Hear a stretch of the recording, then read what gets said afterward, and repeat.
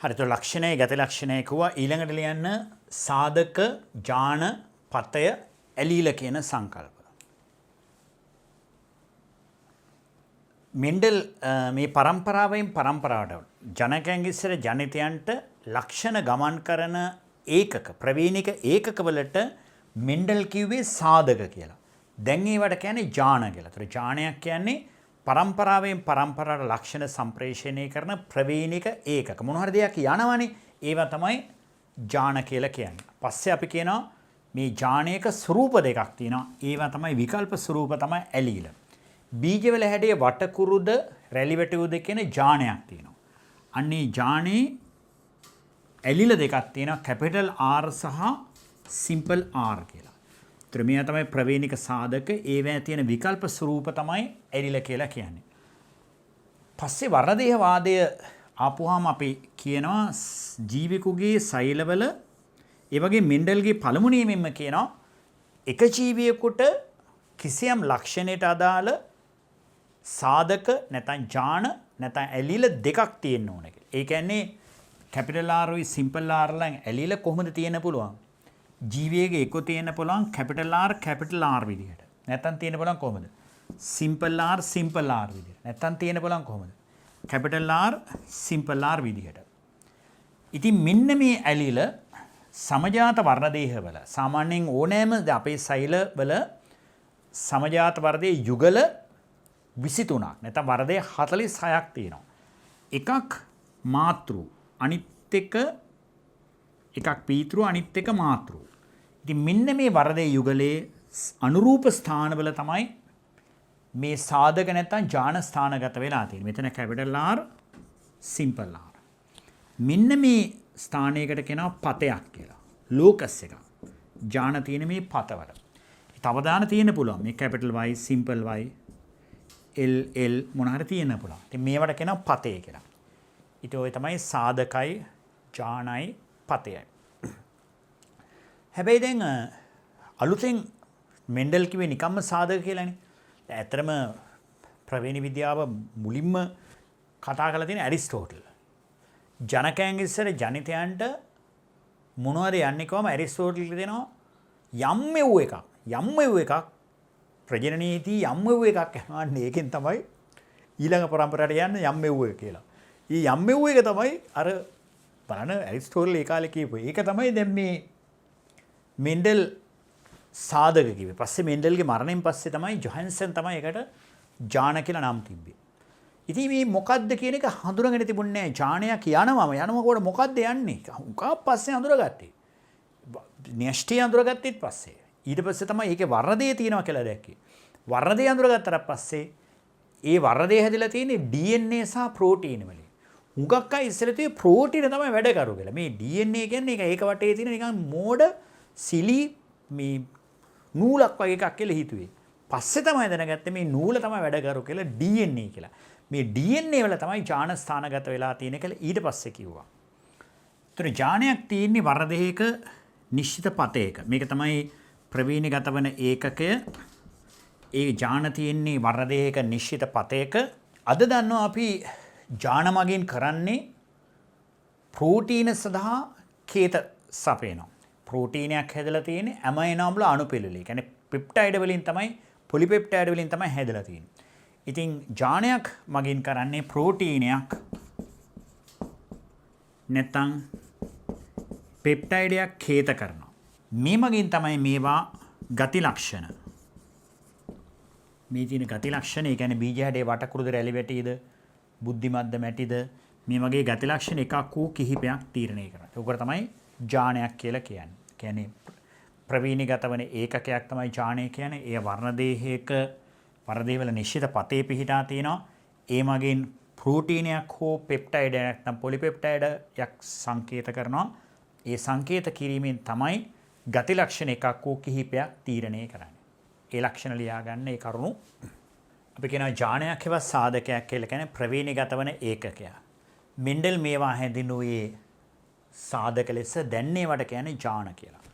එතන ලියන්න ප්‍රවීණ විද්‍යාවේ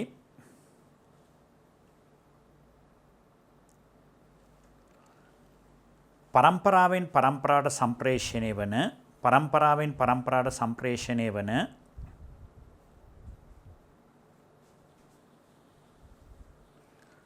වරදලි ජනකයාගෙන් ජනිතයාට ප්‍රවේණික තොරතුරු සම්ප්‍රේෂණය කරන ජනකයාගෙන් ජනිතයාට ප්‍රවේණික තොරතුරු සම්ප්‍රේෂණය කරන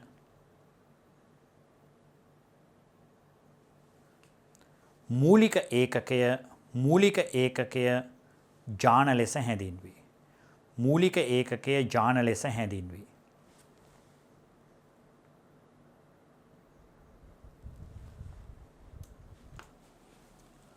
මෙන්ඩල් මේවා සාධක ලෙස හැඳින්වුවා පසුව දැන් ඒවා ජාන ලෙස නම් කළා තියෙනවා. මෙම ප්‍රවේණික ඒකක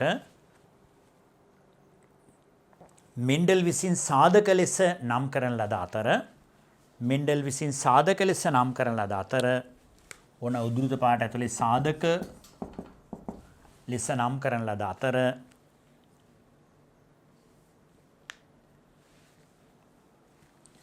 දැන් ඒවා ජාන ලෙස හඳුනාගෙන ඇත. මේ ජාන වර්ණදේහයක නිශ්චිත පතයක නැත්නම් අපිට කියන්න පුළුවන් පතයක් කියලා කියන්නේ වර්ණදේහයක ජාන පිහිට ඇති ස්ථානය. එතන යන පතයක් යනු වර්ණදේහයක වර්තල සමජාත වර්ණදේහවල නැත්නම් සමජාත වර්ණදේහවල ජාන පිහිට ඇති ස්ථානයි. ඒතකොට දැන් ජානයක් හඳුන්වන්න පුළුවන් මේ විදියට ජානයක් කියලා කියන්නේ වර්ණදේහයක නිශ්චිත පතයක තියෙන DNA අණුපිළිවෙලක්. ඒ කියන්නේ අපි හිතමු දැන් DNA වල තියෙනවනේ ATGC කියලා භස්ම හතරක්, ඇඩිනීන්, තයිමීන්, ගුවැනින්, සයිටෝසින් කියලා භස්ම හතරක්. ඉතින් ATT කිව්වොත් එක ජානයක්. ඒ වගේ දලා වශයෙන් ATC කිව්වොත් තව ජානයක්. ඉතින් නියුක්ලියෝටයිඩ් නැත්නම් භස්ම අණුපිළිවෙලක් මේ මගින් එක ජානයක් වගේ එක් ප්‍රෝටීනයක් හෝ පොලිපෙප්ටයිඩයක් සංකේත කිරීම මගින් තමයි ගති ලක්ෂණ තීරණය කරන්නේ. ඒතකොට කියන්නේ ඒ කාරණාත්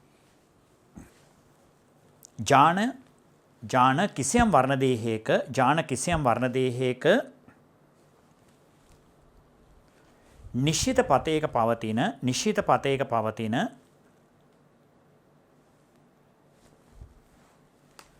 නිශ්චිත පතයක පවතින DNA අණුපිළිවෙලක් වන අතර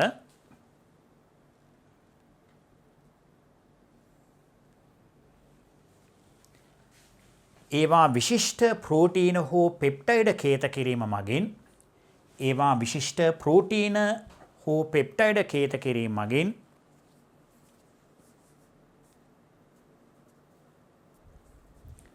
ගති ලක්ෂණ එකක් හෝ කිහිපයක් විකසනය වීම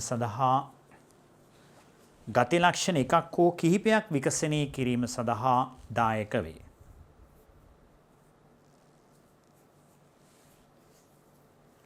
ගති ලක්ෂණ එකක් හෝ කිහිපයක් විකසනය කිරීම සඳහා දායක වේ.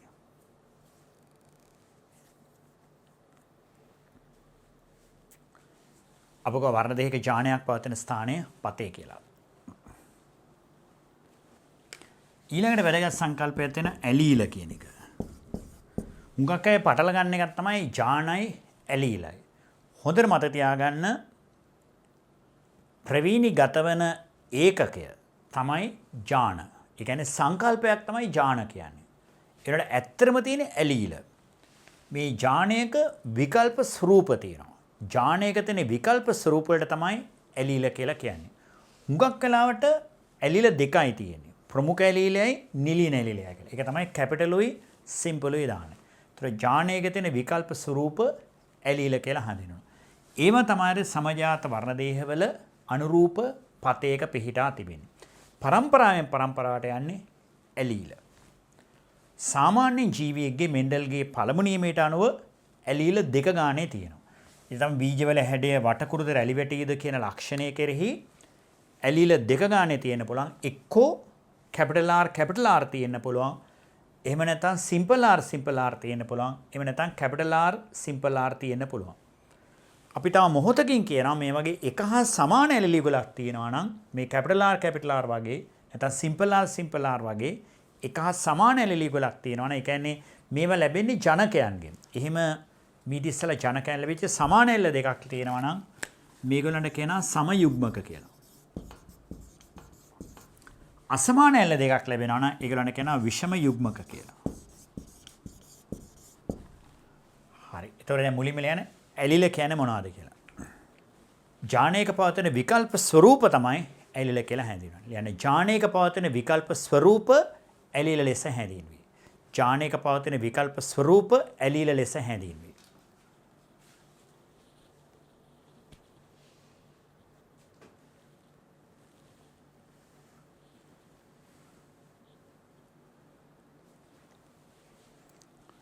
සමජාත වර්ධයවල මෙතන තියෙන වෙනස් වර්ධය කළ සමජාත නැත්නම් වෙනස් වර්ධයවල එකම පතේක තමයි ජානයක ඇල්ල පිහිටා තියෙන්නේ. කියලා යන එක් ජානයක ඇලීල ඒ කියන්නේ ස්වરૂප එක් ජානයක ඇලීල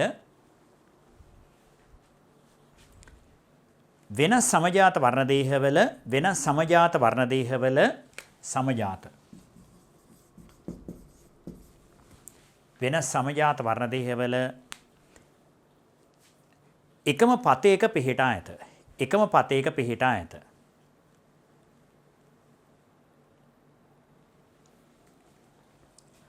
එකම ජානය වුණාට අර නියුක්ලියෝඩයට අණුපිළිවෙල තමයි ඇලිල වෙනස් වෙන්නේ.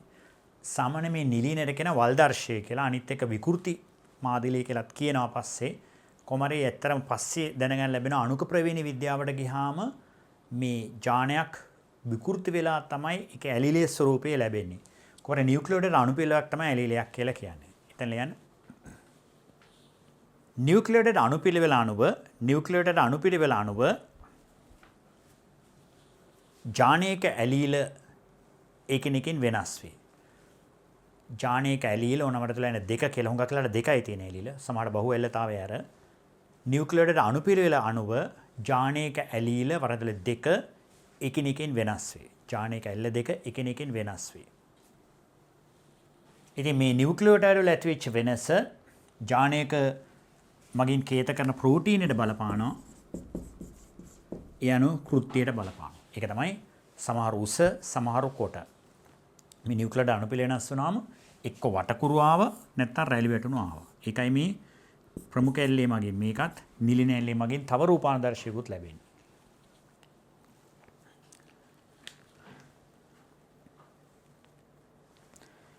මෙම නියුක්ලියෝටයිඩ් වෙනස්කම්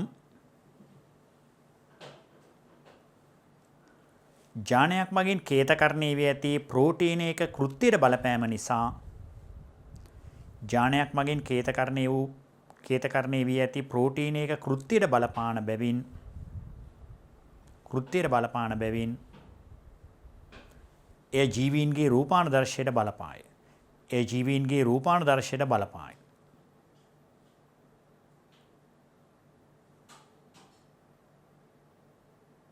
වගේම සෑම ද්විගුණ ජීවියෙක්ගේම ජන්මානු හැර අනිත් අපේ හැම සෛලයක්ම ද්විගුණයි. සෑම ද්විගුණ ජීවියෙක්ගේම මේ ඇලිල සෛලයක ඇලිල දෙක ගාන යුගල ගානේ තියෙන එක තමයි මෙන්ඩල්ගේ පළමු නියමයෙන් කිව්වේ. එතන යන සෑම ද්විගුණ ජීවියෙකුගේම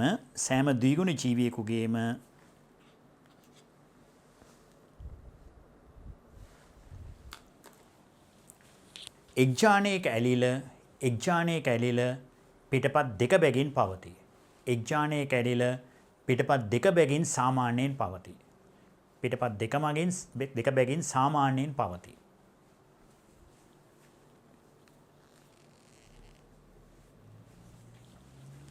වරදල අවම වශයෙන් පිටපත් දෙකක්වත් පවතී.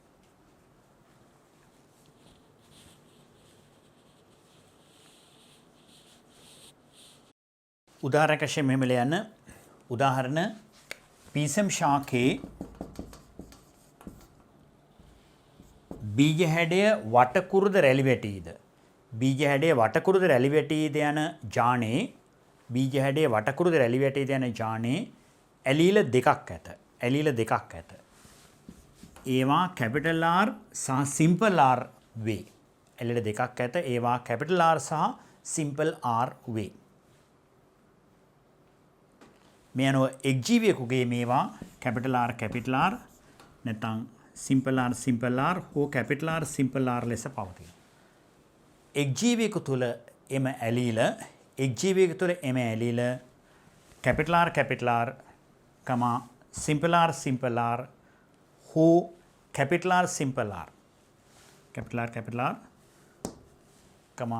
R simple R හෝ capital R simple R ලෙස පවතී.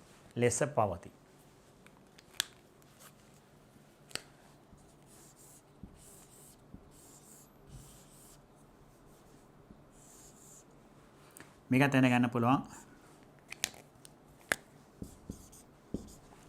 මේ තියෙන්නේ සමජාත වර්ණ දේහ. මේ තියෙන්නේ පතයක්.